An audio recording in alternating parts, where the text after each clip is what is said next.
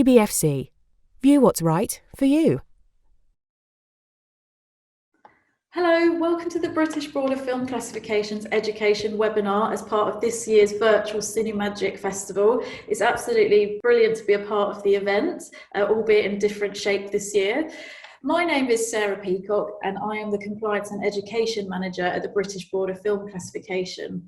And today what I'll be doing is telling you a bit about the British Broader Film Classification, who we are, what we do and why we do it. So the BBFC has been around for a really, really long time. We were created in 1912. That means we're 108 years old. And this is what our first black cards used to look like. So if you were going to the cinema in 1912, this is what would appear on screen. So we were set up in 1912 by the film industry itself, because even in 1912, the film industry wanted to get some consistencies with the ratings of the films, because what was happening is that every local council across the UK was starting to impose their own film ratings on every film. This led to a lot of inconsistencies in the ratings, and the industry wanted to centralise the rating body so that they would only have to go to one company, the British Board of Film Classification, or in those days, as you can see on the screen, the British Board of Film Censors, in order to get their ratings. And that is the main reason as to why the British Board of Film Classification was set up. And to be honest, that reason hasn't really changed in the 108 years that we've existed as an organisation. But this black card should be a lot more familiar to you. I know lots of you have probably not been going to the cinema as much as you'd have liked to this year, but hopefully you still recognise our BBFC black cards. If you haven't been that recently to the cinema, you might notice that we've got a new 12A symbol, which is looking rather lovely. They look a bit more modern and up to date than the original 1912 card. So hopefully our symbols should be really, really familiar to you.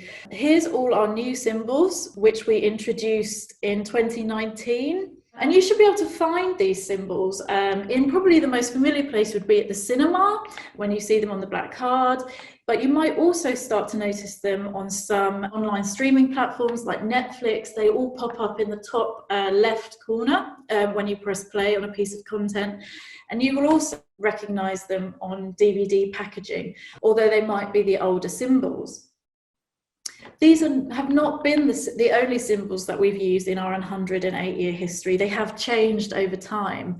And one of my favourite BBFC symbols from the past was the H for horrific, which you can see on this old black card for a film called Dark Eyes of London. And you can see the H at the bottom of the screen there. So the H stood for horrific, and it was introduced in the 1930s in specific response to lots of horror films that were coming out from the industry at that period in time. Some other key facts to know about our symbols that perhaps you might not be that too aware of is that our U means universal, which we benchmark for children around 4 years of age, but our PG rating, which means parental guidance, is actually benchmarked for children of around 8 years of age, so for the junior age, sort of at primary school. Those two categories are advisory, so that's why they're triangles, like road symbols. So there's no legal requirement on a cinema showing a U and PG rated film to regulate the age of people coming in to see that film. However, with 15 and 18, there is a legal requirement on the cinema to make sure that people under the age of 15 or under the age of 18 don't go and see a film at the cinema for a film rated at that rating. 12A is our newest age rating. It's slightly different in that it means that you can be accompanied by an adult if you are under the age of 12. However, again, it is a legal requirement on the cinema to make sure that if there is anyone under the age of 12 going to the cinema to see that film, they are accompanied by an adult. The difference between the 12A and the 12 is simply that 12A is only used for cinema films, and 12 rating would be the rating that you see on Netflix or DVD packaging. So some top things to know about the BBFC is that we are an independent organisation. That means we are wholly independent from government. We are also entirely not-for-profit, so though we do charge a fee from the industry to rate their content, any money that we might make from that goes back into our running costs as an organisation. And if perhaps there was any other money that we've made from the year from doing our film ratings, then we would put that back into the industry to support the industry itself.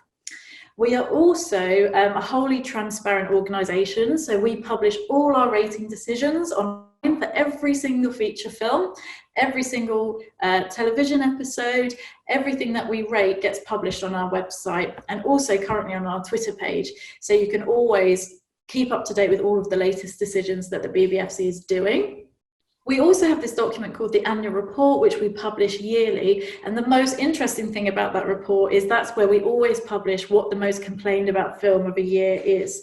Last year, in 2019, that film was Joker. Probably one of the most important things to know about the BBFC, particularly if you're a GCSE or A-level student studying film studies, is that it's a legal requirement in the UK for all films that are going to be released in cinemas to have a BBFC certificate. It's also the case that anything being released on physical media, so that means DVD or Blu-ray, also legally has to come to the BBFC for a rating. However, VOD platforms like Netflix and Amazon aren't legally compelled to submit their content to the BBFC for a rating. However, they choose to do it on a voluntary basis. So what is it that the BBFC actually rates? Well, we rate a whole host of different content, including big blockbuster films like Tenet, small independent films like Eighth Grade, world cinema, like this year's Oscar winner Parasite. We also classify films from different parts, including India. We rate a lot of South Asian films, particularly from Bollywood, like Chichore. We also rate lots of classic TV episodes for box sets, like Doctor Who. We also rate, as I've mentioned before, Netflix and Amazon TV episodes. And also films that Netflix or Amazon might produce. So you can see here that we see a whole range of content. However, we also rate, on top of these films and TV content, some websites and also some music videos. So it's quite comprehensive, the types of material that we have to see on a day-to-day basis. So why do we actually do it? Well, obviously we know that there's a legal incentive for the industry to come to the BBFC for a rating, but most importantly, we are here to try and protect children and vulnerable adults from potentially harmful or otherwise unsuitable content. And we really want to empower people to choose content well and make informed viewing decisions. So we really want people to make sure that when they're going to watch a bit of content, they have a really pleasurable and enjoyable experience, and there's nothing in that content that's going to upset them when they watch it. And that's why we're here today, talking to you about what it is that we do. We want to make sure that everyone enjoys all the film and television content that they're watching as much as possible. So one of the big ways that we do that is through our ratings info, and we've got two different types of ratings info that we produce for every feature film that we see, whether that's a film that's being released in the cinema or a film that's being released on Amazon. We have two different types of ratings info, our short ratings info and our long ratings info. So if you can see on the screen here, this is from our website for the film Black Panther, which I'm sure lots of you have already seen. This short arrow is just going to point to our short ratings info, which is moderate violence, injury, detail, rude gesture. So that little phrase will pop up on the black card when you go to the cinema, and it's designed just to give you an idea of the types of classification issues that crop up in that film. So if for any reason there was something in there that you might not want to watch, you've got an opportunity to leave the cinema or press pause on your VOD platform or press pause on your DVD player before you choose to watch it. What we also do is for every feature film that we watch, write more detailed information about the types of content that is in a film. So again, if you can see on the screen, we've got our long ratings info for Black Panther, and it just breaks it down a bit more in detail, the types of classification issues that you can see in that film. You can access this information on our website and also on our app. And as I say, we do it for every feature film. So there really is lots of information out there that we produce in order to help people choose content well. So who are the people that actually does this job and decides what ratings films should be? Well, they are BBFC compliance officers, and our BBFC compliance officers come from a whole range of backgrounds, and they've done all different types of jobs before arriving at the BBFC.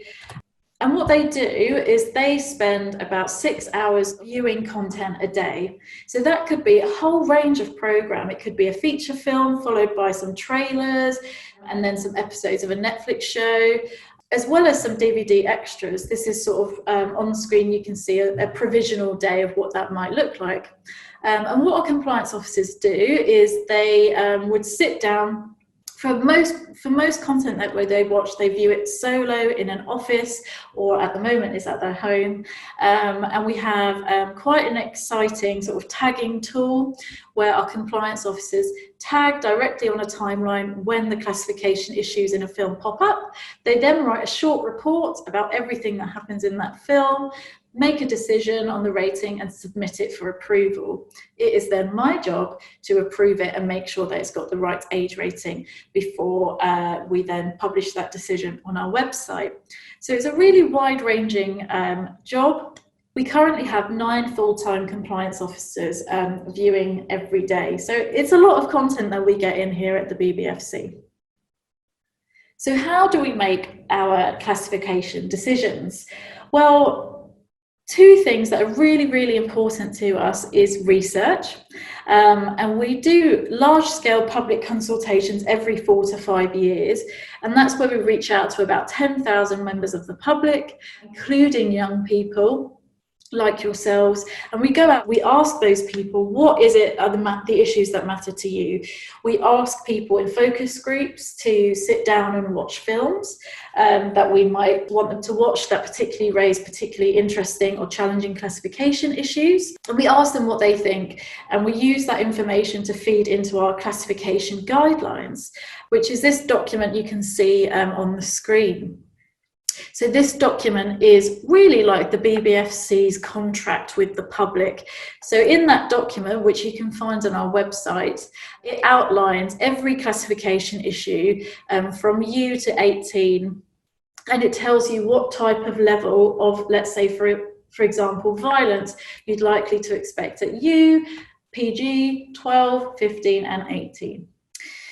One of the other things that's really, really important with us is that we work with experts in the field on particular issues. So some of the people that we work with are Samaritans, Women's Aid, the Met Police, and the Holocaust Educational Trust. And we work with partner organisations to make sure that when we're doing research on particular classification issues, we're using the most up-to-date research that's out there to ensure that our ratings are as in line with current thinking as possible. Because our ratings really reflect what you all think. It doesn't matter what I think, it matters what you guys think. And we use that information to make our age rating decisions. So the guidelines really need a bit of a slide on their own because they're really, really important documents. So as I said, we consult with the public, including young people. I remember in 2018, I flew out to Belfast and sat down with a group of young people to talk about issues of violence and see what everyone thought. It was a really interesting focus group. I did almost die on the way over there, though. My plane got hit by lightning, but I did make it. And we do that every 4 to 5 years. Our latest guidelines research was published in January 2019, so we probably wouldn't be doing this research again till sort of 2023, really. But every 4 to 5 years we do that, and we do that because we think that gap allows enough time for changing attitudes in what people are thinking. So if we did it at, let's say, every 2 years, we're not sure we would be able to see any changes in public opinion on particular classification issues. But every 4 to 5 years, we think that's enough time to see changes in what people are thinking. And because all our decisions are based on what the public think, it means that our classification standards really change over time. So I'm sure all of your teachers will remember certain films or certain classification issues that when they were children or young people probably would be rated very differently under today's guideline. Certainly when I was young, there are films that probably wouldn't be rated at that category anymore if I was applying these new guidelines. So what actually are the classification issues that the BBFC takes into account? Well, as you can see on the screen here, there's a whole host of different classification issues that we consider when rating any particular piece of content. Now, this isn't a totally exclusive list. There are many, many other considerations and factors that goes into our decision making. These are the 9 specific classification considerations that we sort of outline in our classification guidelines. Some of the classification issues on this list might seem a bit odd or a bit unusual to you. So, for example, dangerous behaviour and criminal techniques. Why that is important to us is particularly at the junior categories, which is what we call U and PG. We don't want there to be any dangerous behaviour in there. For example, a child playing on the train tracks or a child playing with electricity in a film that makes that look quite fun and appealing, that a young child watching that might be able to copy. So it's those types of dangerous behaviour, which is what we mean by that in our guidelines document. Some things from our latest guidelines consultation from 2018 that really stood out from particularly the young people that we spoke to was around issues of threat and horror. So young people like yourselves told us that they wanted us to be a bit more restrictive on films or perhaps TV content that raise more like real world threats, such as terrorism or abduction. This idea of it could happen to me, that was one of the really clear findings that we had in our guidelines, our latest guidelines research. As I said, the ones on the previous slide are not exclusive list of classification issues. We also take into account lots of other considerations, such as theme, tone and impact, target audience. The main one on that list, though, is context, because context is absolutely central to all of our classification decisions. For example, lots of superhero films, which are fantastical in nature, they're often quite comic, they feature characters that are really widely recognised and familiar to audiences of all ages, often pass at 12A, even though they've got quite crunchy scenes of violence, maybe a bit of blood and injury detail. But because of those surrounding contextual factors, we feel like they're allowable at 12A. So films at the adult level at 18. So in terms of the 18 rating, in regards to kind of theatrical releases, we do see quite a lot less 18 rated films. And while we are not content makers here at the BBFC, obviously if you release an 18 rated film in your cinema, it does potentially have a bearing on how many people can come into the cinema and see your film. So often a lot of content makers and filmmakers are under pressure from the distributor and the production company to make sure that their film does not achieve an 18 rating. That being said, we do still get some really high profile, fantastic 18 rated films, some of which are the posters on here. And typically for a film to get an 18 rating, they obviously have to have a lot stronger material. That could be in terms of visual detail, a bit stronger, a bit gorier, or it could be just because of the tone or themes that film may contain. It's also possible that a film might just have a lot of different types of issues, all of which are presented in quite a strong way that leads itself to the 18 category. So in terms of cutting or banning films, this is often one of the most popular questions that I get asked when I go out and speak to young people, is that how many films do you ban, or what's it like cutting a film? The answer is actually quite boring, that the BBFC, it's really, really rare for us to refuse to rate a film or ban a film. It really is the last resort. And this is because we really do feel that adults should be free to choose their own content. We will only intervene, or we'll only kind of cut a film or ban a film if it does infringe on sort of a piece of UK law, or it does pose a real harm risk to society. But as I say, it's really, really, really rare that we actually do that. And most films can be awarded a rating. So there are two types of cuts that we do at the BBFC. The compulsory cuts, which are those legal cuts that are quite rare that I mentioned. But the most common type of cut that we do are called cuts for category. And this happens when a distributor wants a specific rating, which is often results in a lower one than what the BBFC awards it. So for example, it could be that we awarded a film a 15 and the company really, really wants to get a 12A. And so we might work with the company to say, these are the specific changes that you might need to make in order to get this down to a 12A. We do also have the right to not offer a company any cuts whatsoever for a film, because perhaps the film might be thematically or tonally just best suited to the original rating that we gave it. But this idea of cuts for category is relatively common, and something that we do quite a fair bit amount. So that is the end of my presentation today. I'm afraid it's a real whistle-stop tour of information about the BBFC and also a little bit about the way in which we classify films. I hope you found it interesting, and I hope you found it intriguing, and it's left you wanting to find out more information, because we've got lots of information on our website. For students, we've got lots of student guides, outline a lot of key historical points in the BBFC's history. We've also got lots of curriculum linked case studies for specific films, so do take a look at that.